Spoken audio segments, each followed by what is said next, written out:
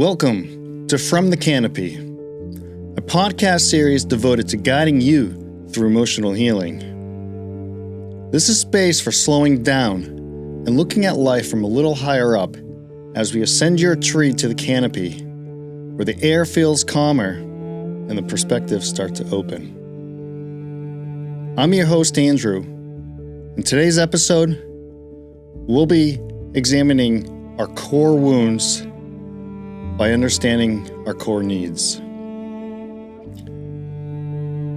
So settle in, take a breath, and let's see what the view looks like today from the canopy.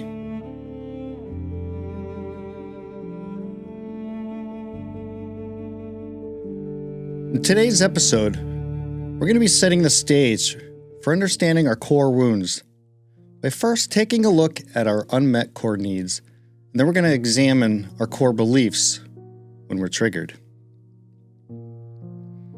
I'll introduce Maslow's hierarchy of needs, and then I'll present a model called the circle of safety, in which we explore the core needs within the context of our environmental sources of acquiring those needs. And then we'll explore the various life stages where those needs are to be met.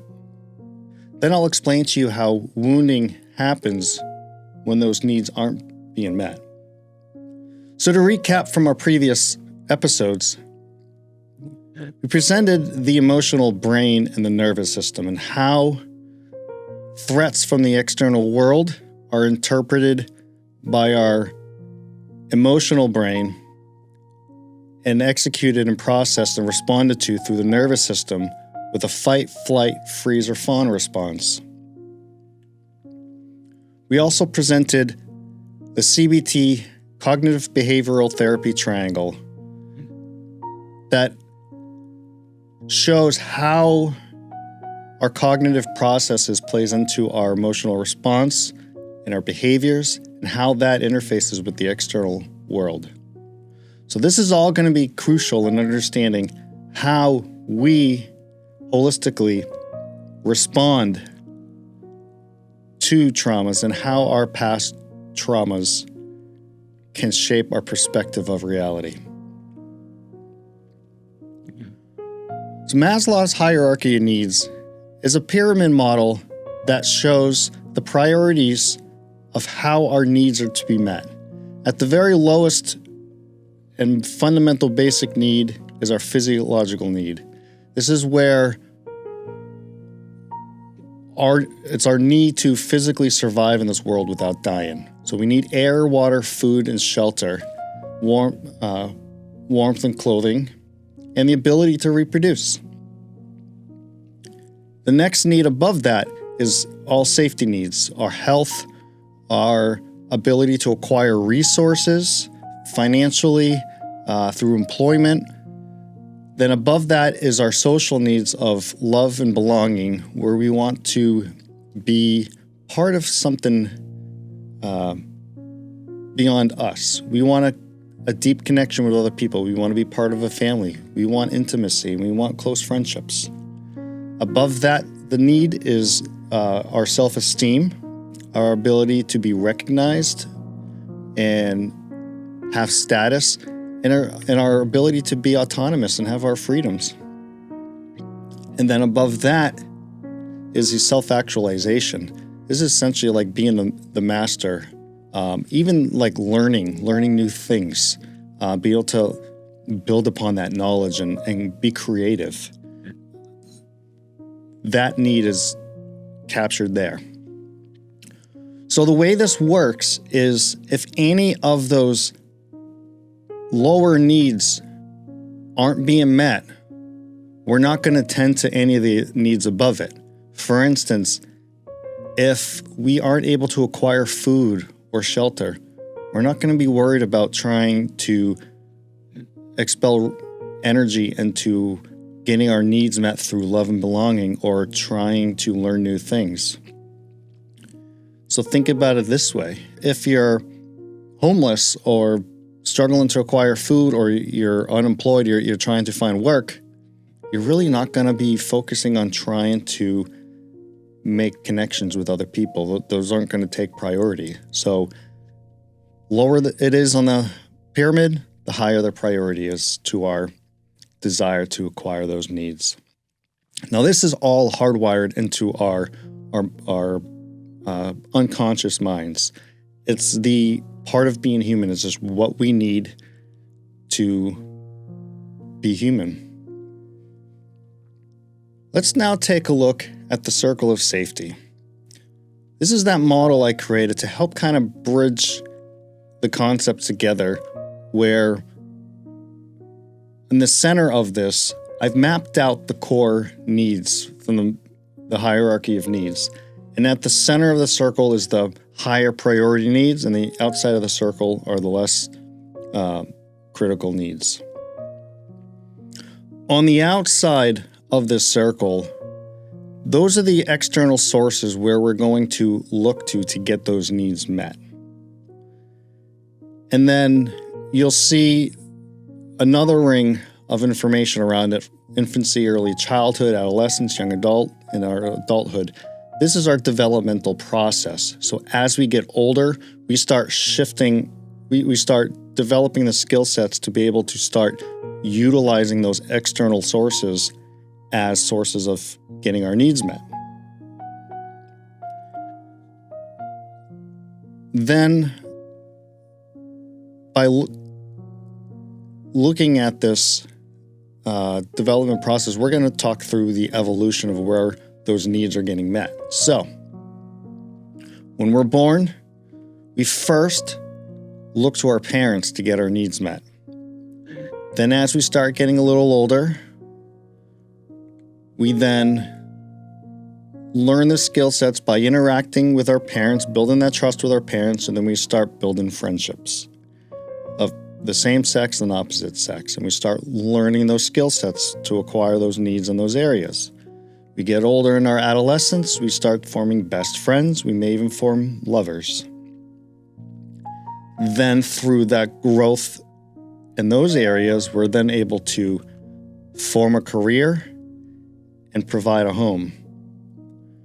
So you can imagine that if any developmental traumas occurs along the way where, let's say, we didn't have a good relationship with our parent, we're going to struggle to make friends, and that's going to perpetuate to the inability to form a really close bonding friendship with a best friend. And then you can imagine that when we try to go into our career, if we don't have the skill sets to get along with people, we're probably not going to be able to hold a job, and we're going to struggle to get our needs met there. So we're going to end up seeing problems later on in life. So let's circle back and start to understand how that evolution of getting our needs met occurs. So going back to our infancy, we're only going to be focused, our only needs are food, shelter, safety, love, and belonging. And we're going to get all that from our parents.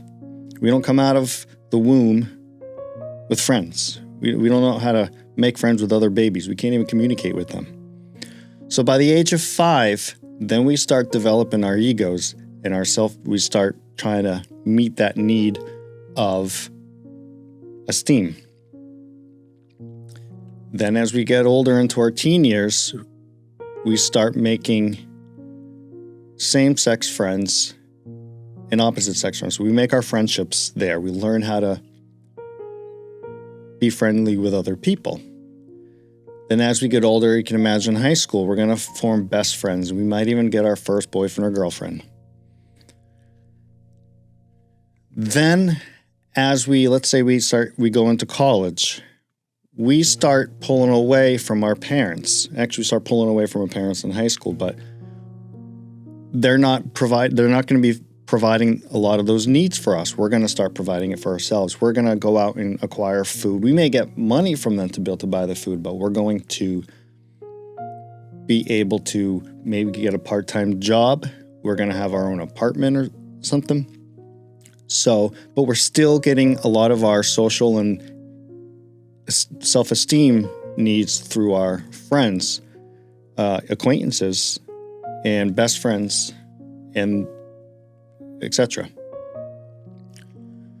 So then as we get older, that starts shifting. We start pulling away from our acquaintances. We start losing contact with the friends that we weren't really close with, but we're getting our needs met through our best friends and our lovers.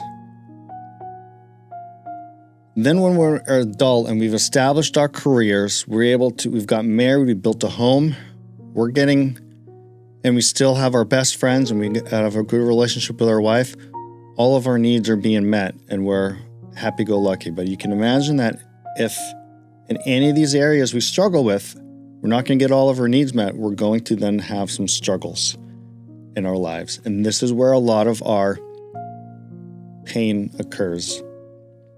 So what happens here is when our core needs aren't being met,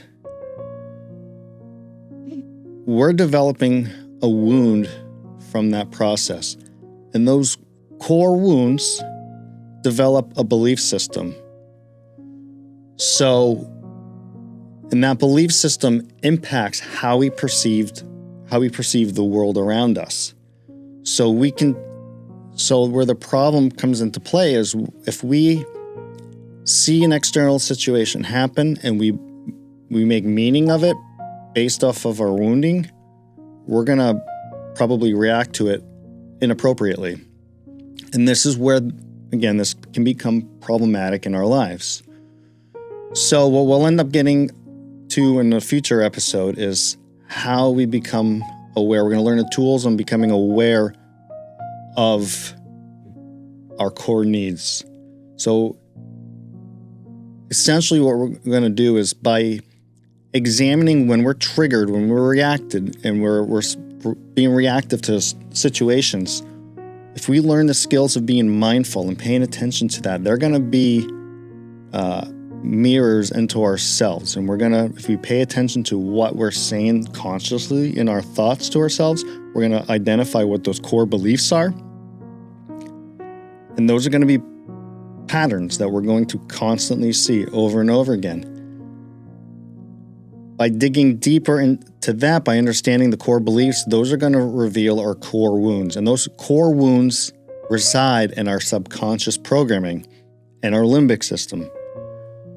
So that's our body's natural way of providing that safety for us. We've got a wound, we need to protect it, and we're protecting it through these core belief systems. By examining our core wounds, we can actually start revealing what that unmet core need is. It may not always be obvious. Other times it may be quite obvious. So this is the unmet core needs resides in our unconscious wiring. We all have those needs. We can't change it, but we can change our subconscious programming through our emotions and through repetition. So change those conscious thoughts through CBT therapy. You're going to eventually change that perspective. And we're going to talk to how that happens. So going back to our mental model and our CBT triangle model, let's take a look at how our core beliefs, our core needs, and our core wounds kind of get mapped into this process. So our core need is fundamental of who we are. So I incorporated the CBT triangle, all three elements of it, all of our thoughts, emotions, and beliefs as residing in our core need. It's just innate to who we are. Our core beliefs reside in our cognitive prefrontal cortex, or the way we think. And when our needs aren't met, and this whole process, this thoughts, emotions, and behaviors gets messed up,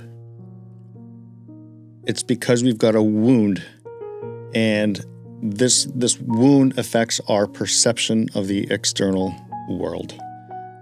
So this is where, this is where things can become problematic. Our core wounds shift our perspective. They're lenses that cause us to only see things in particular ways, and we're going to respond in certain ways. So I've provided some basic examples to help us see how the unmet core need creates a core wound of which we may establish some core beliefs around and what those protest behaviors may be. So on the first column, let's take a look at what happens when our physical needs not being met. So let's say we don't have reliable shelter, and the wounding occurred from growing up homeless or living out of a car or living out of a hotel. Our core belief system might be, I can't rely on anyone else for shelter, or I don't deserve a home.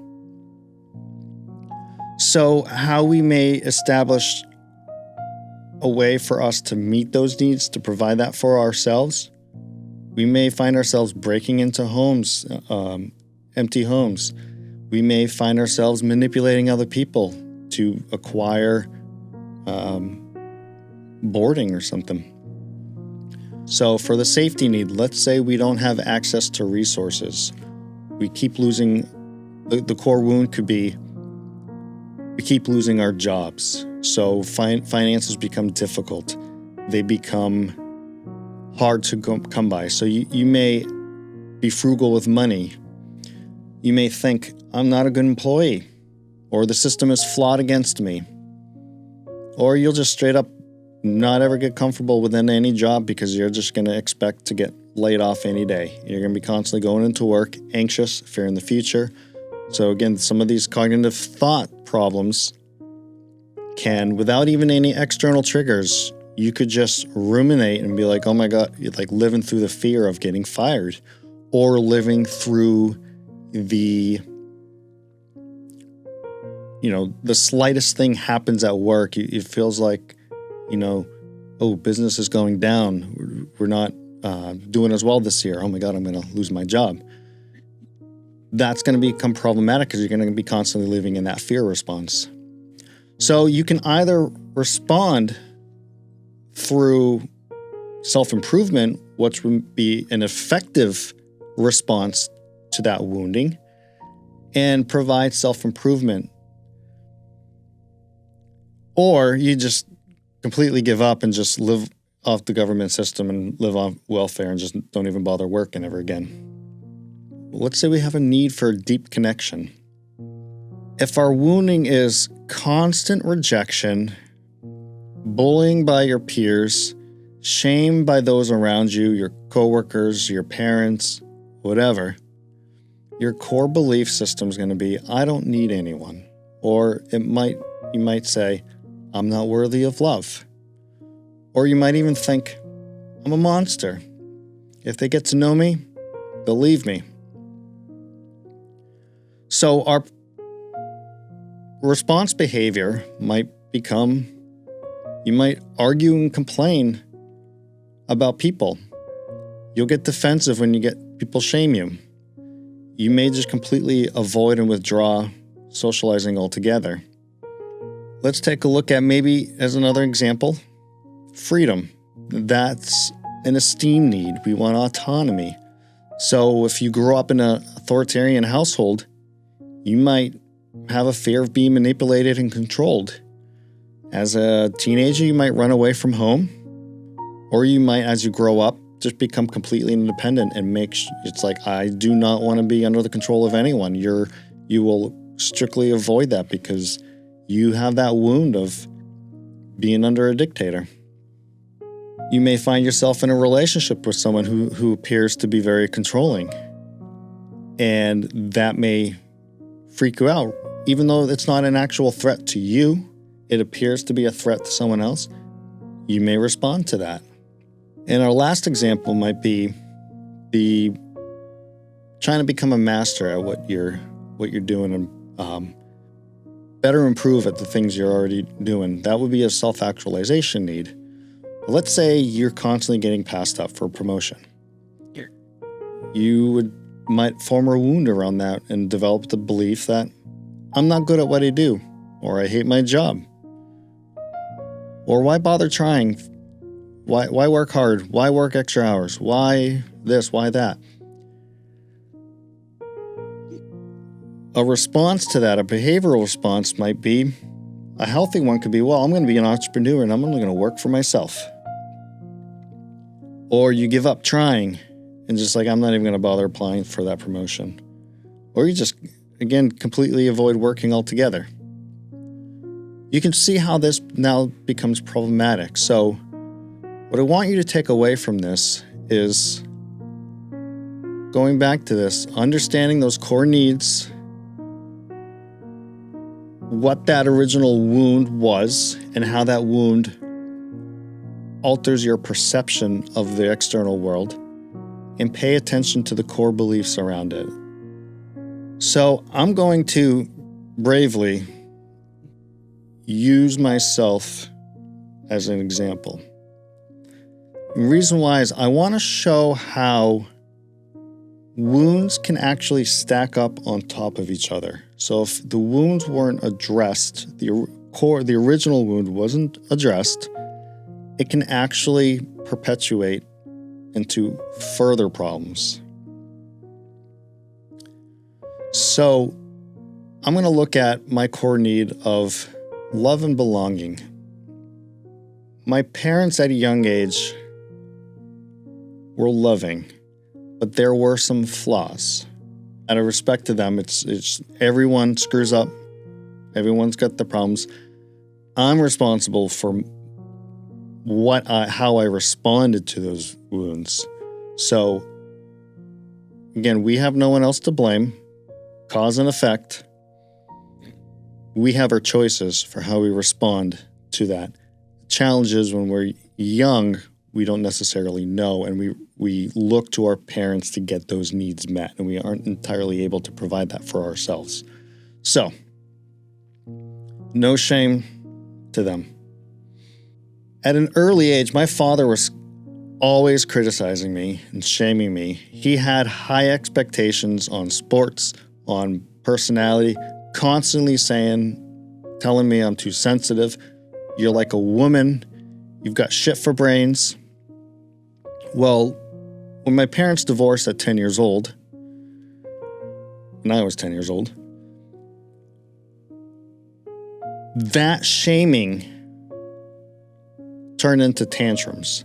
But because I didn't feel safe expressing my emotions to him, and I felt safe expressing my emotions to my mother, I would act out and have tantrums to my mother.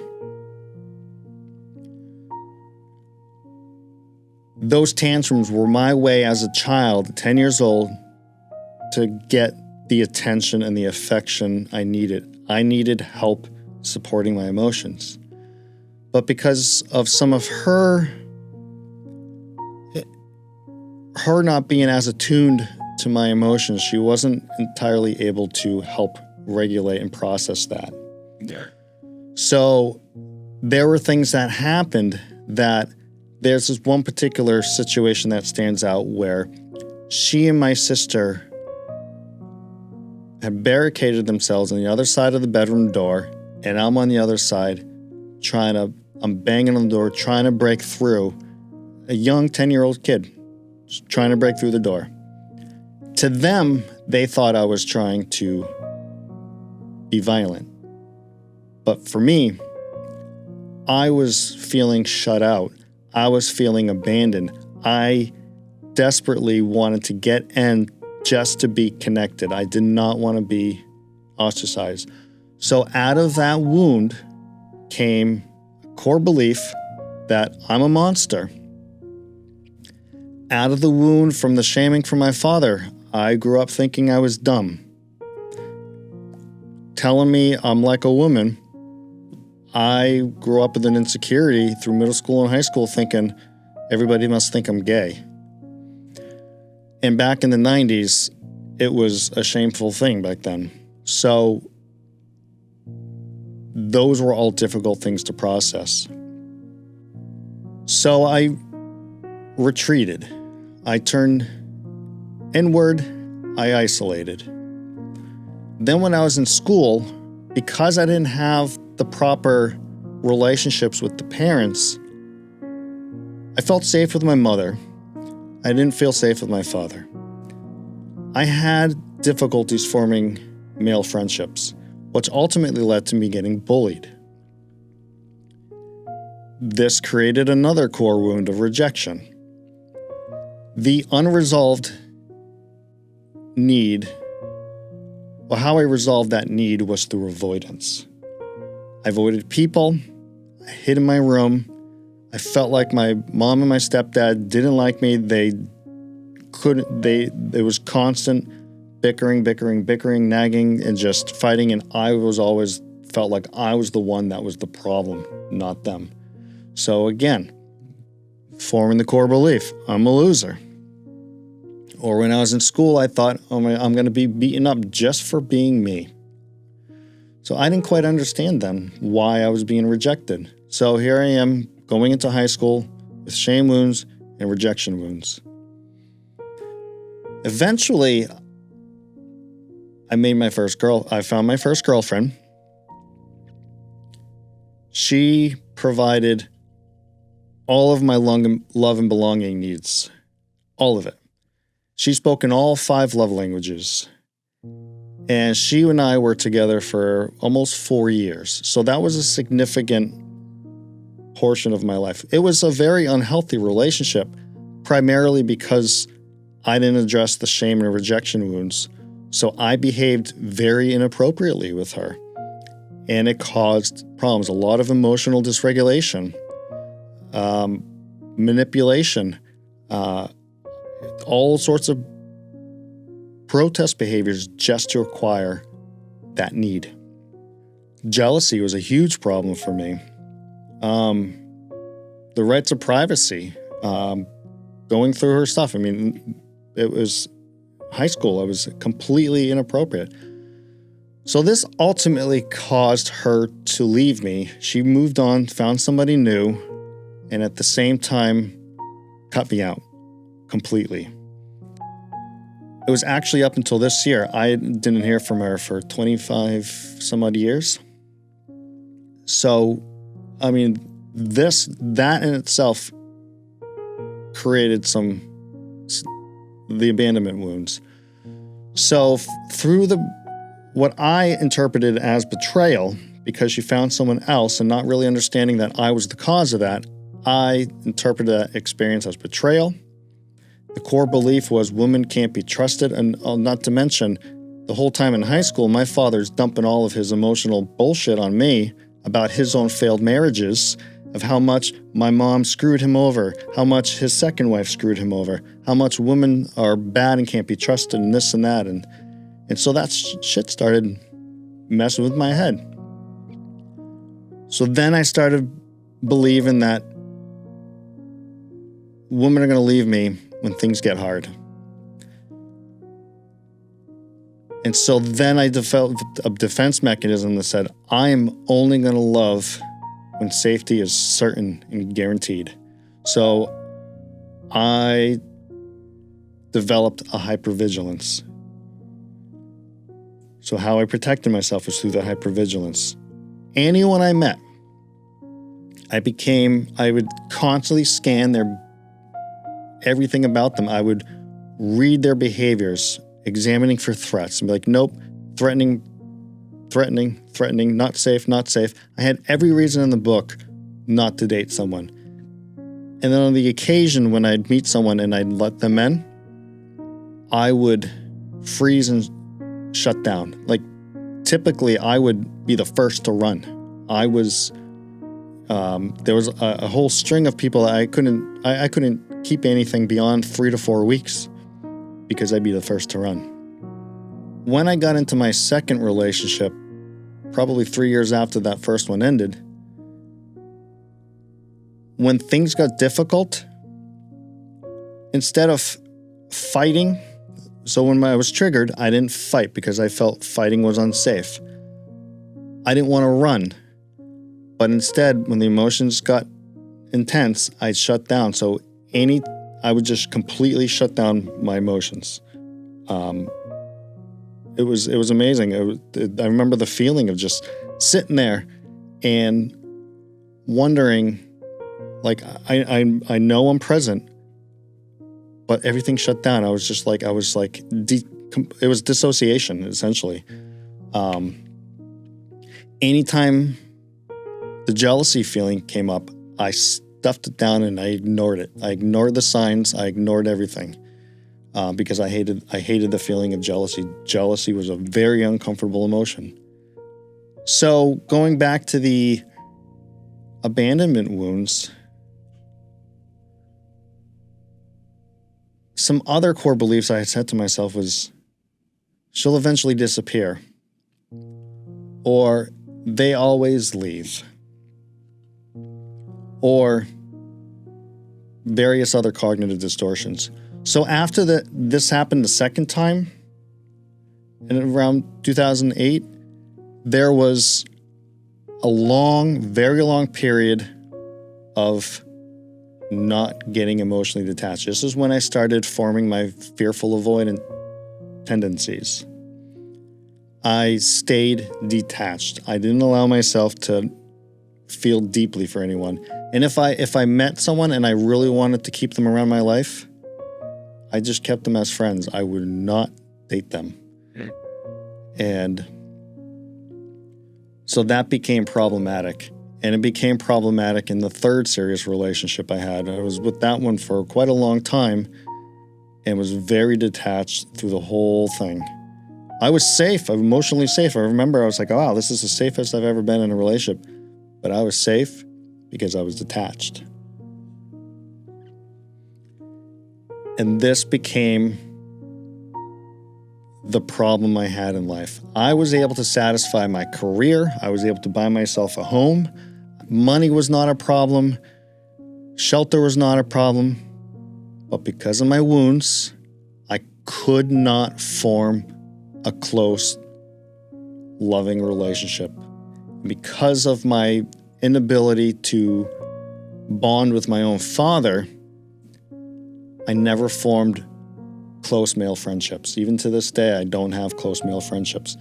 All of my close friendships were with women, and that's because the first person to provide very deep, in addition to my mother, the first person to provide very deep, loving love to me, genuine, authentic love, was my first relationship. So I learned I searched like hell for a woman to get that need met, rather than looking to make real close bonding male friends and then just date on the side. And then eventually I'll find a woman. So again, very problematic. We're talking 20 odd years of living with these unhealthy coping mechanisms. So shame created the rejection wound, created the betrayal and abandonment wound. So 4 wounds that are inhibiting my unconscious need of love and belonging from getting satisfied. So as you start to do your own self-reflection and analysis, as you start digging into your core belief system to reveal your wounds, to reveal your core needs not being met, you can do this similar type of analysis to really start to contextualize what you're really up against. So that way, you're going to know what the problem is that you're trying to resolve. You're not just going to fix it overnight. You have to reprogram your subconscious to fix your attachment styles. This is really, I think, the fundamental tools that you're going to use. And so as we progress on, you're going to learn some other healing modalities. I'm going to teach you how to be more mindful and pay attention to your body, pay attention to your responses through that mindfulness practice, through meditation, through yoga. You're going to find ways of using the tools to regulate your nervous system. So as you're being triggered and you're getting that emotional response, we're going to help you control the behavior so that you don't perpetuate the problem. We're going to teach you ways of regulating those emotions, teach you ways of being aware of your cognitive distortions. So that way, as the real world's happening, you can then say, am I emotionally evaluating the situation? Am I overly rationalizing through it?